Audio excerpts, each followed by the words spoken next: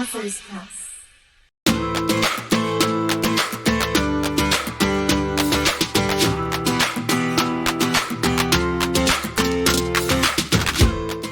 Everyone. My name is Nicole Richardson and I'm from Authors Press. Today is September 6th, 2022, and I'm gathered here today with Grant Vuille, the author of The Circuitous Route. Can you tell us a little bit about yourself, Grant? Yes, the book, or myself, did you say? Could you tell us a little bit about yourself? A little bit about your book as well would be nice. Oh, all right. The Circuitous Route. I picked that title because all the stories in it are based on me, my life as a gay man, an HIV positive gay man. I've been HIV positive for more than 35, 40 years. Friends of mine started dying in the early 1980s. My lover, my boyfriend at the time, got very sick while we were together in the late 70s. He started getting sick then, and then in early 80s, we broke up and he moved to New York City, where he got sicker and sicker, and then ended up moving back to St. Pete, Florida, my hometown. And so I met him in the theater, and I met a lot of my friends in the theater, and all my friends pretty much are from the theater, and some of them are in film and make movies. Some of them live in Hollywood, have been successful. A lot of my friends worked at Disney World. I tried to get a job there. I never could. Well, they always told me to shave my something, Right. But, they're very picky.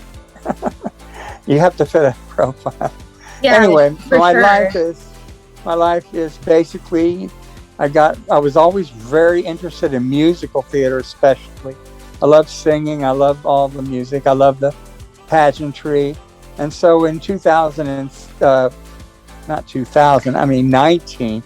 I was born in 1950, but when I was 16 in 1966, I did my first play in a student production, a summer workshop program for theater for young people.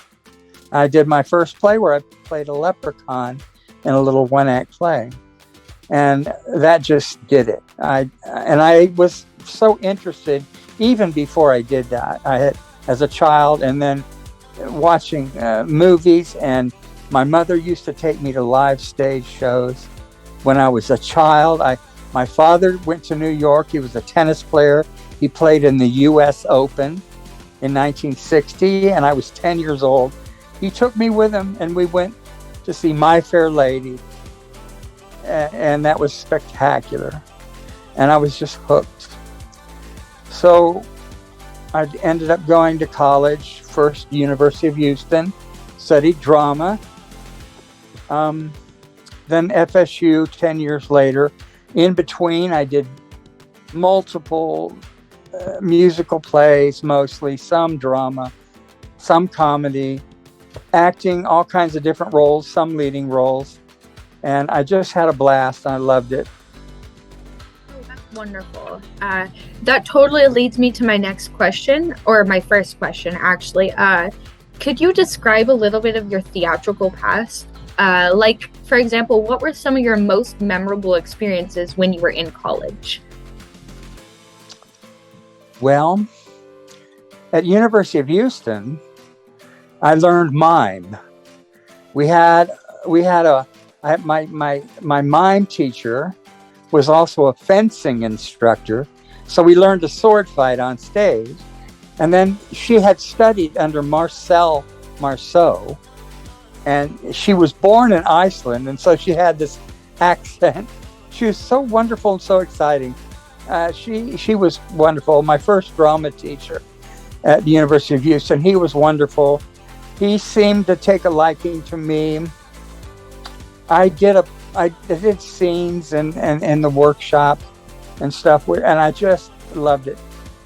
And then I kind of floundered around, and I kind of studied a lot of other things, English and sociology, psychology. And then I switched my major after about a year to mass communications because I was interested in making films and TV and all that sort of thing. And so I learned photography, which I'd had a passion for since I was a child. And I love making home movies and stuff with my childhood friends. And so mass communication, I loved that. I did that for a while, and I would take classes in drama and switch back and forth. And then I kind of dropped out in 1970, at the end of 1970. But beginning in 1971, right around Christmas time, I joined up with the Music Box Players Theater. They did all Broadway musicals. I was with, my mentor was Lloyd Spangler, a wonderful director. He was in his 60s. And then, unfortunately, he passed away a few years later, and that theater closed. But I was with them for 5 years. And I did one show after another back to back, and I loved it. And I worked backstage. I helped him build the scenery. He was my total mentor. I mean, he even paid me finally, because I would help him hang lights. I'd do all the backstage stuff, and then I'd act in the plays too. So I just had a blast. It sounds like those people were extremely influential in the start of your adult theatrical career. Yes, and then the next 5 years after Lloyd died, I worked with St. Pete Little Theater again, and I was in some great musicals there. Camelot was one, Once Upon a Mattress, 2 by 2, and I had lead roles in all of them. And then we did a number of shows. Then I did other shows at other theaters, Largo and other towns nearby. And then I decided, well, I'm going to go back to school. So at the end of 1980, I went back to junior college, and got my associates in just general ed to get that out of the way. And then for a year and a half, I got my BA at FSU at their School of Drama. And after that was all over, I auditioned for Burt Reynolds' Dinner Theater because he had a really great training program for actors and theater students. And I didn't get in, but Charles Nelson Riley was the director. And he after my audition, I had to sing. We had to dance. And there were so many, people auditioning, but I didn't get it. But Charles Nelson Riley, after I finished my song, he said, "Grant, you have the loveliest voice," and I felt that was a real plug for me. I can only imagine how that felt. Yeah, So, it felt great. Yeah, I was just going to ask you if there's a reason you prefer writing plays over books. Actually, yes. I loved, around when I was 9 or 10, my father was always taking home movies. And I was fascinated because I loved watching movies on TV. So I wanted to make my own. So I had friends in elementary, and we started doing skits. Sometimes we'd perform them in class. And then I'd have them come over to my house, and we actually shot all around the neighborhood, made films of the skits that I wrote. So I started writing plays, and I just kept writing them. I have many, many plays I've never published. And a number of the plays that I did write, they were always usually very short, 15, 20 minutes long. And I wrote a lot of them. So I love writing plays and little movie scripts and that sort of thing. And then when I was at Florida State, I took a playwriting class, and that's just kept going. And so a number of the plays that are they're stage screenplays. Like it's like they could be movies and they could be expanded. Most of them are fairly short, and some of them kind of end abruptly. But that's because it's just the idea that the characters, introducing them, and then they could be expanded. But I did write a complete novel. That totally leads me to my next question. I was going to ask you, do you want to novelize any of your plays? Yes, all of them. All of them. Is there any specific reason why? Because that seems to be what people want to read. That's, all the publishers I've tried to work with. I've published a couple of other things. I did publish a short story, and that's the last story in the Circuitous Route.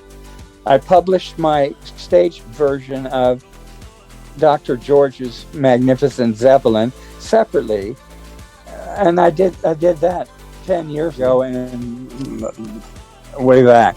But when I did the Circuitous Route, I added them, and that's the two plays that are also, and one's a short story. The last one's a short story, and it's about a gay young man in Hollywood. A lot of my stuff references the theater and movies and that sort of thing. I asked about this a little bit earlier, but I'd like you to touch deeper on it. Could you describe some of the mentors who helped you and motivated you to pursue that cinema or filmmaking career? My uncle out in Hollywood, William A. Mueller, born in 1901, he went to Bell Telephone Laboratories. He was an engineer, an electronics engineer, and that was in the days of radio. He and I've met them because when I was in Hollywood, I spent 4 summers out there, but he passed away. He actually lived to be like 90 something. When I was out there in '69, I stayed out there a few weeks, and he took me to the studios. And what he had done in the mid 1920s, he installed Vitaphone. He and his engineer friends were the ones that had developed the sound on disc, that the jazz singer, which started the talkies. So that's who he was. And he was just marvelous. And so I stayed with him in Hollywood. He had a beautiful home right next to Cecil B. DeMille's home. And he would he took me to Disney. He took me to Warner Brothers. I was backstage watching them shoot shows like Bonanza and Bewitched. And there was the FBI. There was a show about the FBI. So it was just a marvelous experience. And then I went back a year later and stayed with him again. And he continued to take me. I think he knew everybody in the technical field, cinematographers, sound engineers. And so he gave me his movie camera. One thing I was always told was, it's not what you know, it's who you know. Yeah. It seems to be that way. That definitely could have been a door that helped open that career. Well, that's what I was hoping. Yeah, and it didn't happen. I was out there and I just wanted to stay. And he sent me back to school because I hadn't finished college. Everything he said, definitely happened for a reason. Well, I also applied for the American, not the American Film Institute. Disney had, at the time, California Institute of the Arts. So I applied for it. So in 1970, I went back and I stayed with him that summer. And he took me to see them because I had to send in samples of my films and stuff, a whole process to try to get into that college that Walt Disney Studios had built. And people that were in that school were like, some of them became famous directors and so forth. I'm trying to think. Tim Burton, who did the Batman movies. He went there. He was there. Actually, he If I didn't had produce gone, that movie. I would have been with them. So I missed a big opportunity. They didn't think I had the stuff. They didn't think my films were professional enough.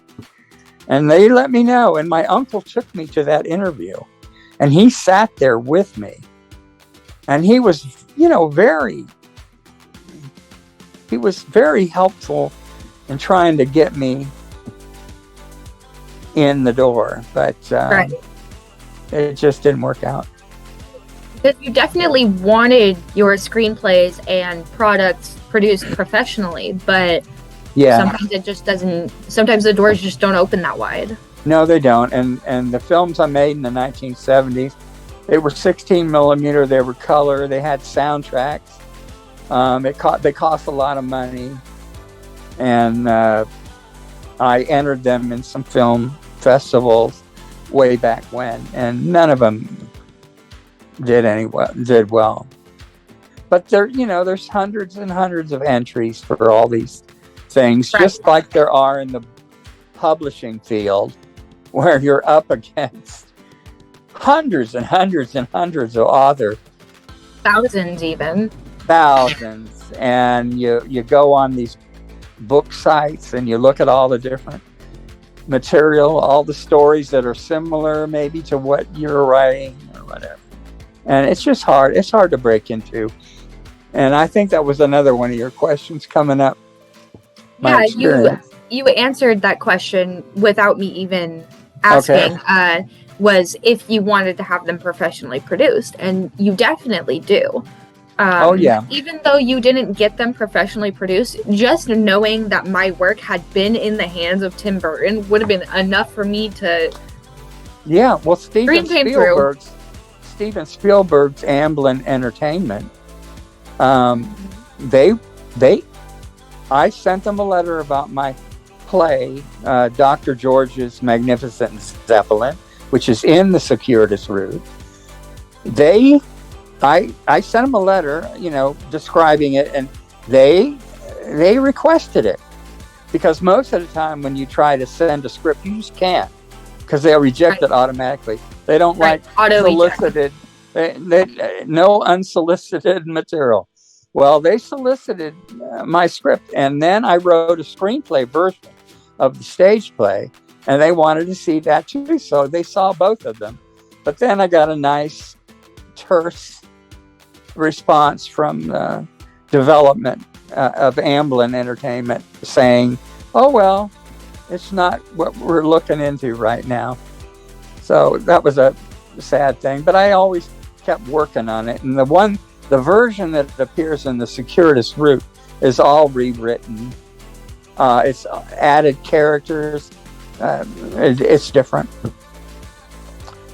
It's improved, I think, but it could still be improved. And if it was ever produced, it would have to go through rewrites and rewrites. And that's how the business works. I would probably end up I would just be the person that originated it, and then they'd probably put a team of 10 writers or something on it. You know how that's how Hollywood works. That is exactly how Hollywood works. And you mentioned earlier that you stayed in Hollywood. Did that impact your career or your writing at all? Oh, yeah. There's several stories that are in script form, play form, that are all about being in Hollywood. And they're kind of like comedies. They're comedies, and they're sort of LGBTQ kind of comedies, kind of thing that probably for its time, because I did write some of them in the 80s, and then I kind of rewrote them. I updated them last year before I published this book. And if I ever republish this particular book, I'll go through it and rewrite the whole thing again and try to improve it. So if anybody wants to republish it out there in book world, or the theatrical world, I'm willing and able to take it on and rewrite the whole thing. Now, this isn't one of my interview questions, but I'm curious for my own self. What is one thing that you would change for sure that you know of right now if you rewrote it? Well, some of them I mentioned have abrupt endings. And that's because I would expand them. I would continue, because the one-act play is set up. Yeah. The feeling that there needs to be something else to come. So we've just, it opens. So Act 2 and Act 3, and it would, if it's a film, same thing. You would definitely build onto it a lot more. Oh, yeah. And more character development. And, of course, tightening it up.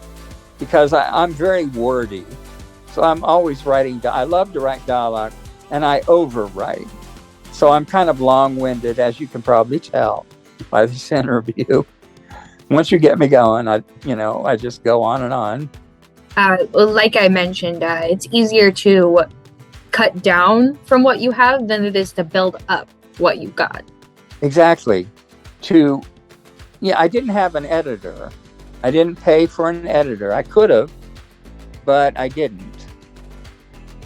Because I didn't, it cost money. It costs a lot of money to publish your own book.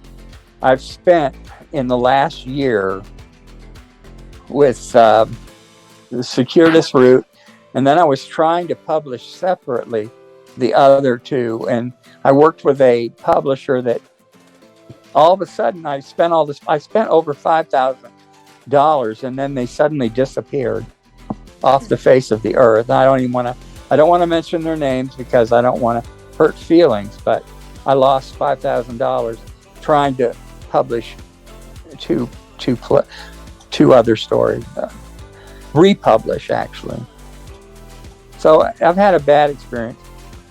And when the first book that I wrote was published in 2008, and it's the last story. It's called Vapid, and it's the last story. And it's about a young gay man in Hollywood wanting to make it as a star. And he's a young hustler, and he goes for a fading movie star who's trying to make her come back. So it's kind of like, it's my little take on, what is that? Sunset Boulevard with Gloria Swanson. It's just kind of hokey and silly. I like silly. I like comedy. So there'll be dark elements. But then I try to lighten it up. And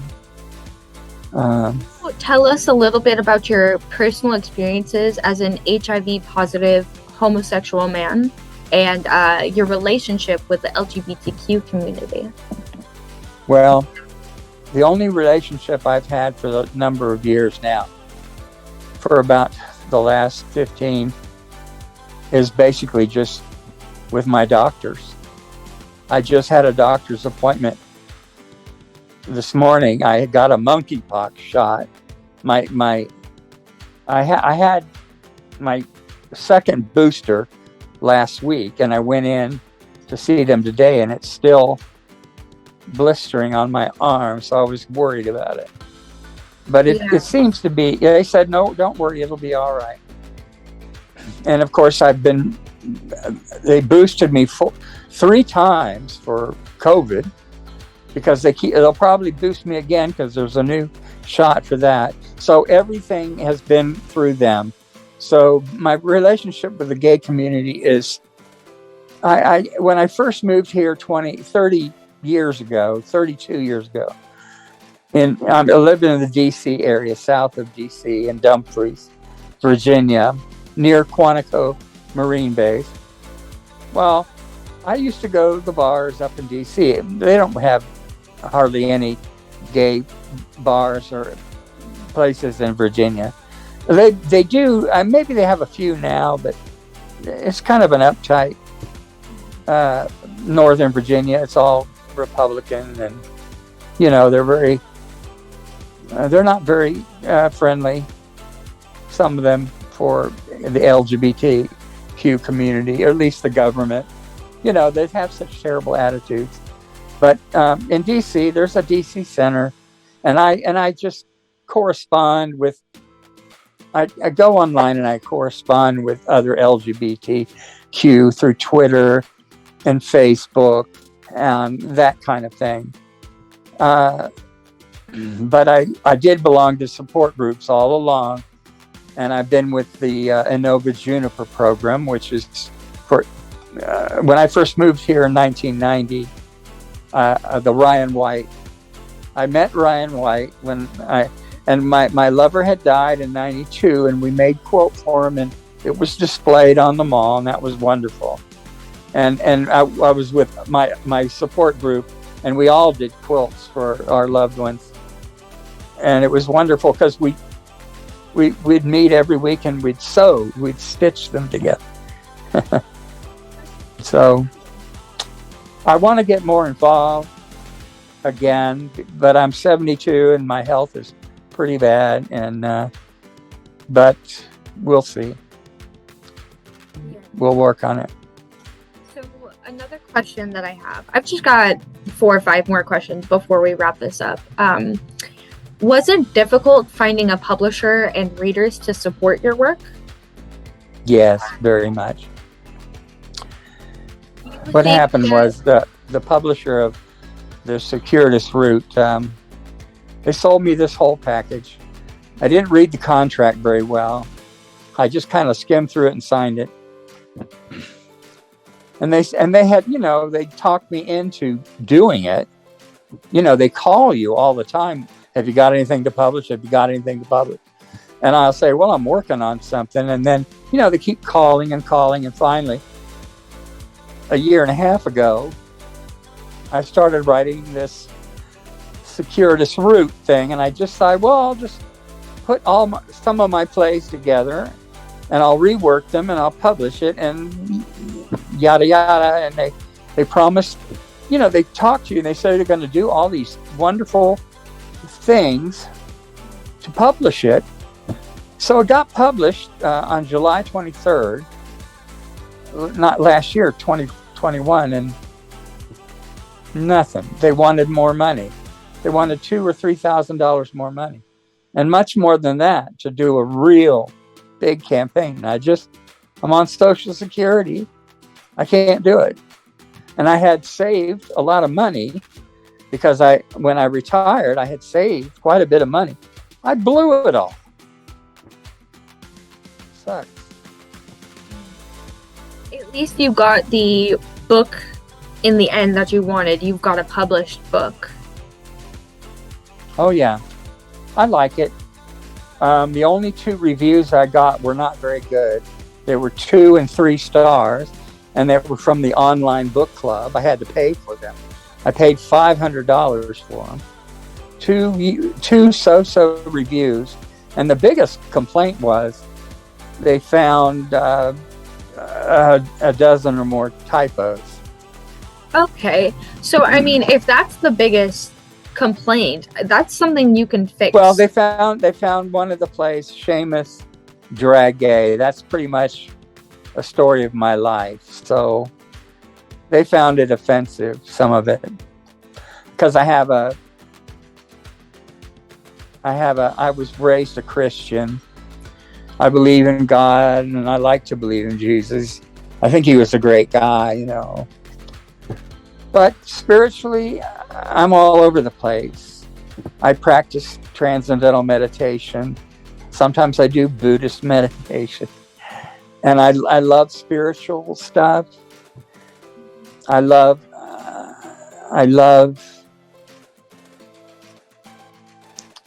the daily miracles in life. The moment by moment daily miracles that makes us feel alive. When you look at the world and you look at the beautiful things in the world, all around you, all the birds and the trees and all that kind of thing, you know, that fills me with joy. And I feel that spirituality. And when I feel that, that's when I feel my best. when I'm just in tune with the universe. So I get that through meditation, and I contemplate, and I'm always dreaming and hoping and praying. That's wonderful. I just have a couple more questions for you before we wrap this up. What are your thoughts and feelings about the future of America in the face of the prejudice that prevails? This is a big sore topic for me because I'm a Democrat and I have Republican friends. One of my current boyfriends is Republican, but we get along fabulously. And the thing that's going on now, that has been going on for quite a long time, the Republican Party is just getting more and more bizarre and hateful, and they're just spewing all this hatred in everything they do. Everything they do.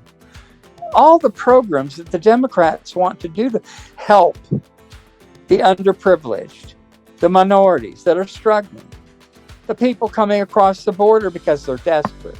All these things drive me insane. I cannot stand the current climate. No, that won't go back to it. I've only got 2 more questions if you'd like to answer those 2 and then finish the meeting like this. Yeah, sure. That's great. Okay. So, my next question was if there was anything else you wanted to talk about or mention that was important before we wrap this up. Well, I know that a book of plays is not really what people really want, maybe theater people. But I hope that people will take an interest in it.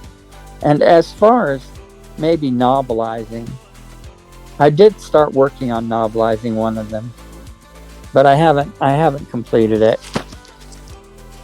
But I love the theater, and I'm just hoping. I have sent my book off to a number of LGBTQ theaters, so I haven't heard back from anybody though. So I've been doing that for over a year, so it's hard to.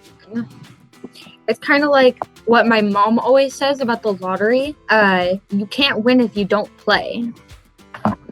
Right, that's right.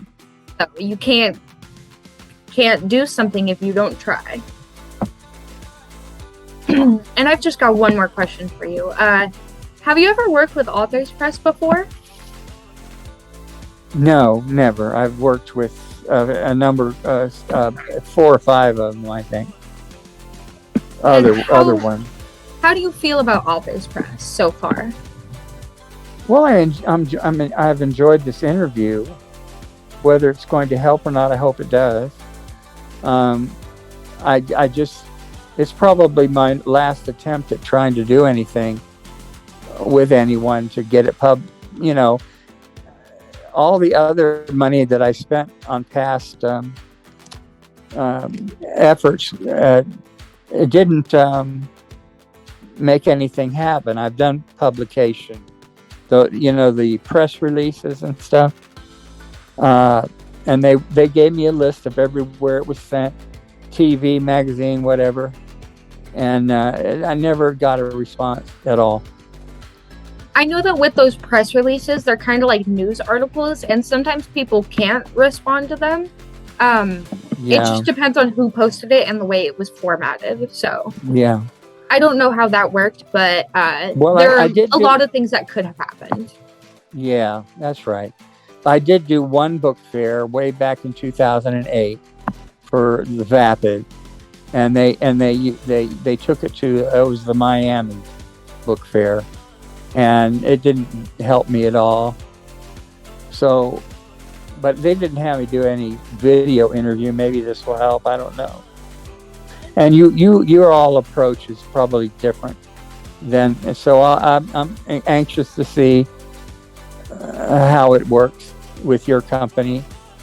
And I hope it does get a response, and I hope maybe it increases sales, because basically the only sales, there's been a few. People have written me on Twitter that they bought the book, but it's only been a few, and most of the copies that were bought by me. I bought about 20, 30 copies, and I sent them out. I sent them out to theaters and other venues. I do wish you the best of luck with this interview and any future endeavors you may have. But that is all the questions I have for you today. Okay, great. Thank you very much for meeting with me. Yeah. Thank you so much. Thank you so much. Have a good day. If you have any questions or concerns, always feel free to reach out, and Authors Press is here. Okay, I will. I'll send you an email or give you a call. This has been Grant Vuille. Sorry, Vuille, yeah. Vuille.